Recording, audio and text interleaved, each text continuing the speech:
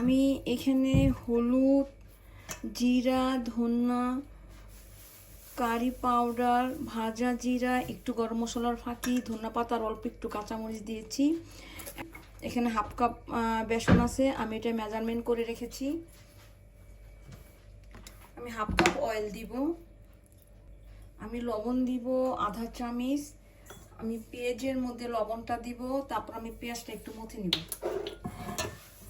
আমি পেঁয়াজটা ভালো করে মথে নিব।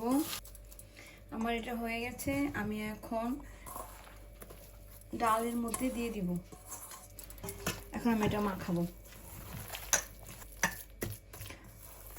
আমার এটা মাখানো হয়ে গেছে, আমি এখন এটাকে 5 মিনিট রেস্টে রাখবো। তেল আমি এখানে 1.5 কাপ পরিমাণ তেল দিলাম। আমার তেলটা গরম হয়ে গেছে, এখন আমি গুঁড়াগুলা দিব।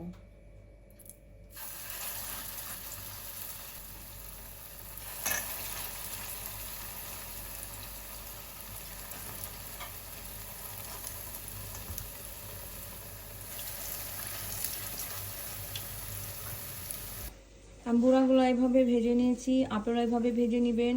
আপনাদেরও ভালো লাগবে। আমাদের জন্য দোয়া করবেন, আপনাদের জন্য দোয়া করছি। আল্লাহ হাফেজ, ভালো থাকেন।